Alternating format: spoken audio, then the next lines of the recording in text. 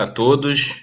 Hoje é dia 10 de janeiro, sexta-feira, e eu estou aproveitando os tristes eventos, né, que ocorreram em Belo Horizonte para poder fazer uma discussão da importância de se discutir em sala de aula notícias que ocorrem, né, que são divulgadas pela imprensa, e muitas das vezes esses episódios, que nem sempre são episódios agradáveis de serem discutidos, podem e são importantes de serem levantados nas salas de aula, porque essa capacitação, essa construção de competência científica ou de reflexão crítica sobre a realidade que os professores, que o ensino formal permite em sala de aula é fundamental para a formação de cidadãos críticos que reflitam e que discutam de maneira inteligente os acontecimentos da vida, os acontecimentos daquilo que ocorre fora da escola. A escola precisa, as aulas precisam dialogar com o mundo real. E a gente trabalha com uma metodologia ou com métodos que preconizam essa relação do cotidiano para dentro da escola, os fundamentos didáticos, os fundamentos que estão relacionados à pedagogia, aos processos educativos. Eu iria fazer um vídeo para discutir currículo na área de saúde na semana que vem, mas antecipei esse vídeo e mudei até o título da apresentação para discutir um pouco esses aspectos, tentar vincular um pouco os dois fatos. Já se sabe que nas amostras de cervejas obtidas no local onde as 8 pessoas ficaram doentes, se descobriu, melhor dizendo, eu vou reformular, descobriu, a partir de processos investigativos da polícia e de levantamentos, que as 8 pessoas que adoeceram estavam numa mesma região de Belo Horizonte, e aí, a partir disso, foi se buscando semelhanças, e aí chegou, no momento, até agora, numa cerveja, de uma empresa, de uma cervejaria, e se descobriu, a partir de análises de laboratório, que havia ali um solvente, uma substância química, que é o dietileno glicol, que tem várias aplicações na indústria, que facilita o resfriamento da cerveja e que é possível que houve uma contaminação dessa cerveja consumida por essas pessoas. Então, você está relacionado a um processo investigativo, ainda precisa ser várias questões para serem corroboradas essa hipótese, foi realmente isso, mas só o tempo vai dizer. Então, a ideia de fazer alarde sobre diferentes aspectos, havia uma ventilação, ventilou-se na internet, que poderia ser ebola.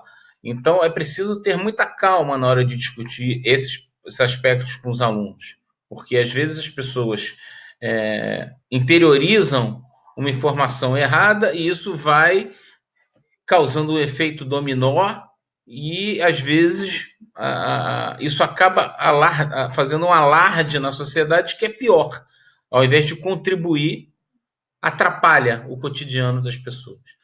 Então, é preciso ter muita calma na hora de se discutir esses aspectos em sala de aula e problematizar, problematizar com os alunos quase todos, da melhor maneira possível, todos os aspectos que estão envolvidos com essas situações.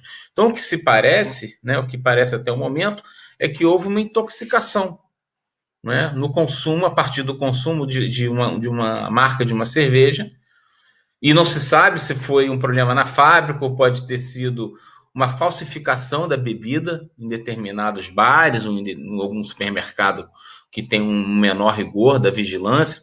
Então, isso ainda precisa ser averiguado.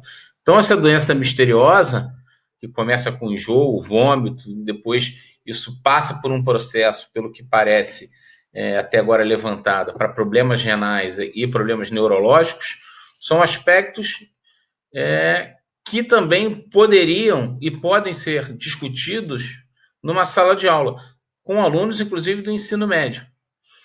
Então, o título da nossa conversa de hoje é A Doença Misteriosa em Belo Horizonte e a Formação de Técnicos de Laboratório em Saúde. Por que essa segunda parte do título? Porque a discussão que a gente vai fazer aqui hoje, né, complementando toda essa parte de trazer a realidade para a sala de aula, como foi feito no vídeo passado, houve uma discussão da intoxicação por organofosforado. Então, hoje a gente está discutindo como intoxicações alimentares podem ser muito graves e que não há só uma investigação de nível laboratorial. Você tem aspectos sociológicos de por onde essas pessoas estiveram. Né? Há um levantamento, já tem algumas informações na internet, de sites de reportagem, de que foi circunscrito também a uma determinada época do ano, se não me engano, nos primeiros 15 dias de dezembro, na primeira quinzena ou na segunda quinzena de dezembro, quando essas pessoas consumiram possivelmente a cerveja, e aí há várias questões que podem ser exploradas num processo de investigação do que aconteceu para que essas pessoas ficarem doentes e, infelizmente, uma pessoa faleceu. Se eu não me engano, a pessoa era de Ubá, em Minas Gerais, morreu em Juiz de Fora, né, mas ela era da cidade de Ubá, em Minas Gerais, que fica perto da Universidade Federal de Viçosa, 60 a 70 quilômetros. Enfim, então, além dessas questões, há uma discussão das técnicas de laboratório. Então, antecipando o vídeo que eu iria fazer na semana que vem, eu estou trazendo hoje essa discussão, e aí é importante, deixa eu passar aqui.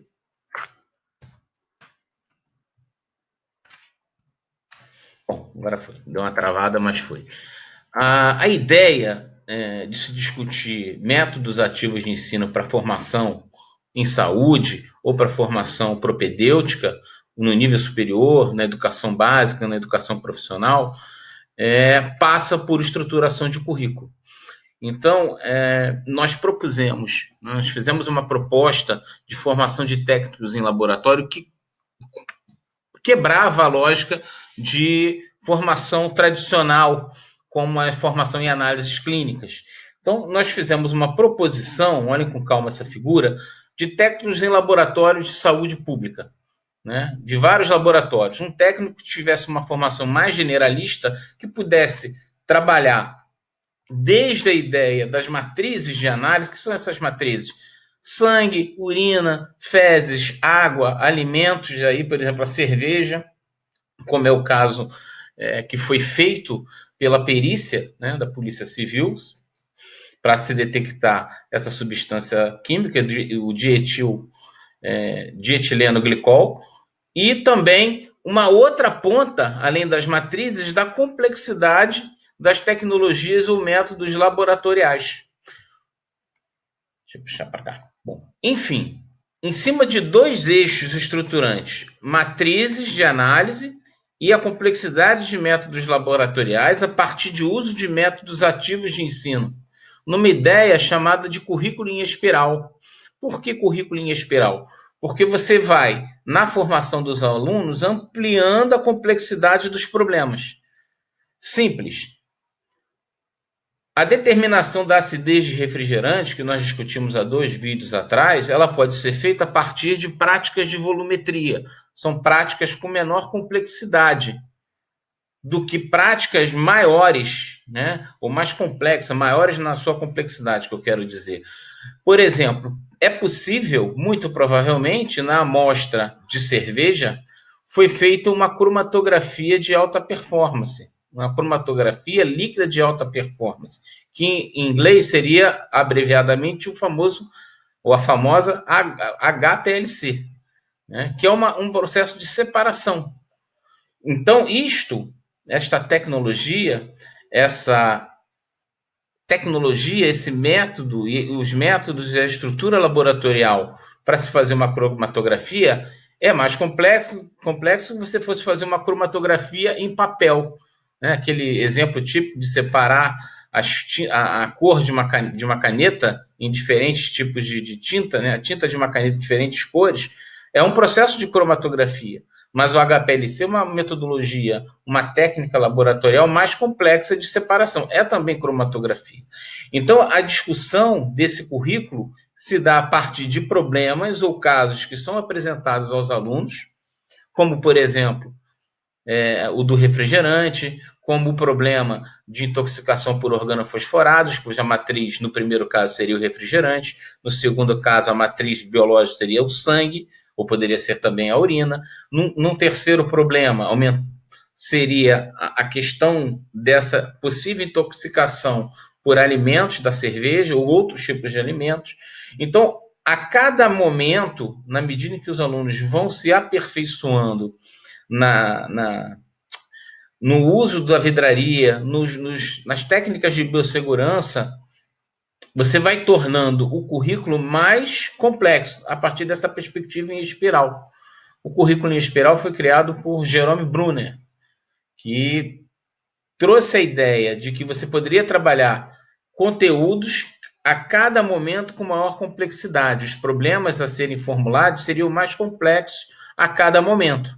Então, você tem, nesta proposta, um currículo de 4 anos, considerando, por exemplo, alunos de ensino médio que estivessem fazendo o curso integrado de laboratório. Mas poderia ser em 2 anos, uma vez que se esses alunos já tivessem, por exemplo, ensino médio, eles poderiam estar fazendo só a parte técnica de laboratório e poderia ser, esse ano, ser substituído por semestre.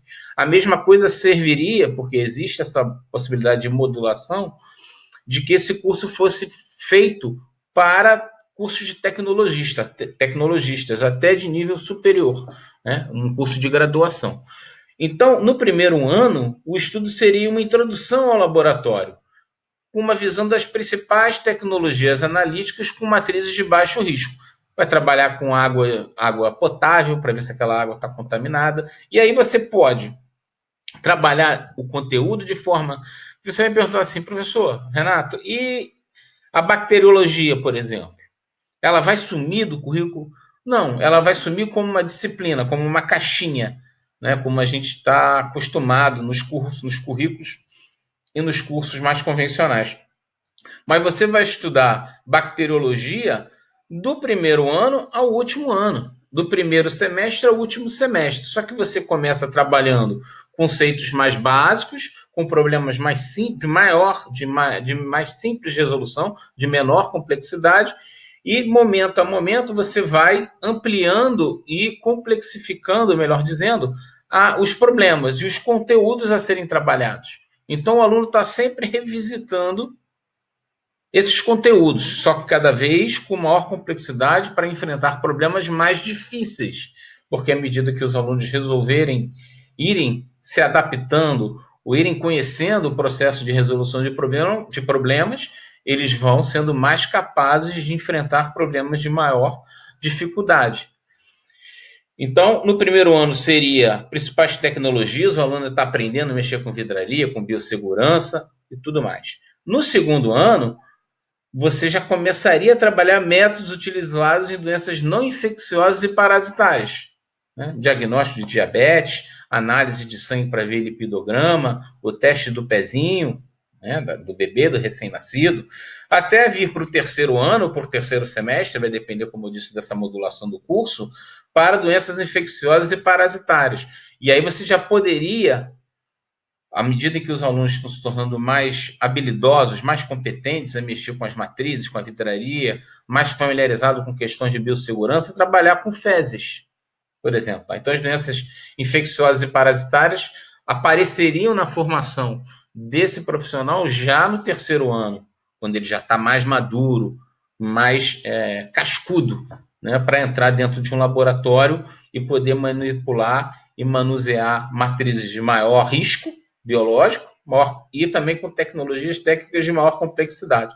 E no último ano, você poderia trabalhar nessa formação com técnicas de biologia molecular, né, polimerases, né, o famoso PCR, trabalhar com chorume, né, de aterro sanitário. Você vai trabalhar também com virologia, com bacteriologia, com técnicas de química analítica, com a cromatografia de maior complexidade, como a a cromatografia líquida de alta performance, a microscopia, ela estaria presente desde o início da formação até o final, né? Por exemplo, quando você vai lá no terceiro ano, no penúltimo semestre da formação do aluno, ele vai mexer com o microscópio, mas nada impede que ele faça isso também no primeiro ano.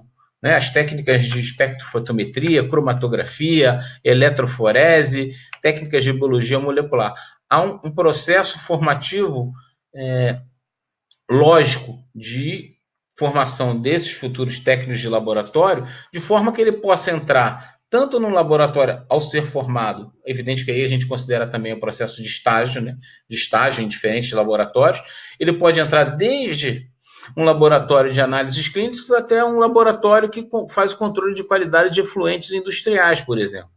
Ou pode trabalhar num laboratório de química analítica para poder fazer análises de amostras de alimentos ou da cerveja que possivelmente intoxicou pessoas que consumiram essa cerveja em um bar ou compraram essa cerveja num supermercado, né, num determinado bairro de Belo Horizonte, né, como é o caso específico dessa fatalidade em Belo Horizonte, que está sendo muito discutida nesses últimos dias aqui no Brasil, né? Eu não estou no Brasil no momento.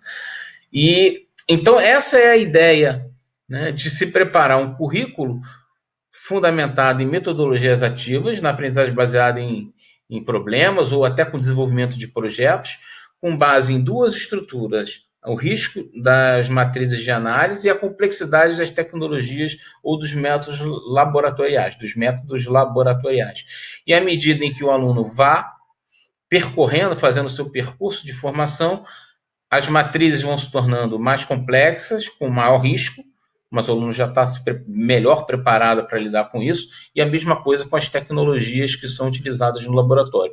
E os conceitos de biologia celular, de bacteriologia, de virologia, de biossegurança, de imunologia, de virologia, a parasitologia, elas estão presentes em todo o percurso formativo do aluno, são transversais. Então, aquela estrutura curricular em caixinhas cartesianas somem para que o aluno tenha uma capacidade de integração curricular muito maior. E não quer dizer necessariamente que toda semana tem um problema. Você pode trabalhar com um currículo e que uma vez por mês é apresentado um problema e aquele problema é discutido durante 2, 3 semanas. Como nós vimos no vídeo passado, a aquisição de conhecimentos, muitas das vezes, ela passa daquilo que a gente imagina como sendo fundamental para a formação desses alunos. Muitas das vezes, sem subestimar esses alunos, eles avançam para aspectos do conhecimento que vão além do que foi preconizado com um problema construído para que os objetivos, determinados objetivos de aprendizagem sejam alcançados. Indo para o nosso último slide, como havia mencionado, sempre a gente busca colocar para vocês uma referência. Então, essa questão relacionada à construção curricular, ela está nesse artigo intitulado Aprendizagem Baseada em Problemas, uma proposta para a formação de técnicos em laboratórios de saúde pública. Então, vocês podem entrar nesse link, buscar por esse título na internet, vocês vão achar informações sobre essa estrutura curricular proposta.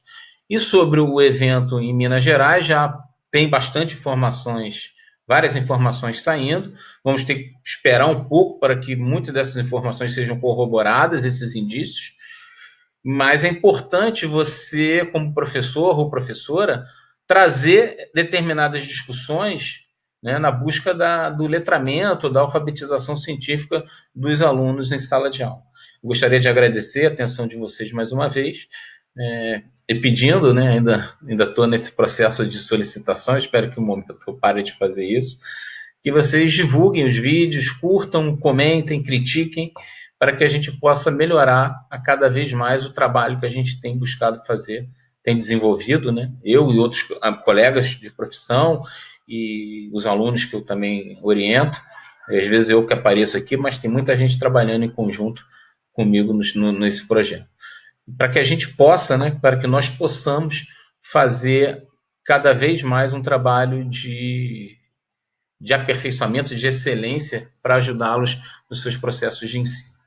Um abraço, saúde e eu volto na semana que vem. Até mais.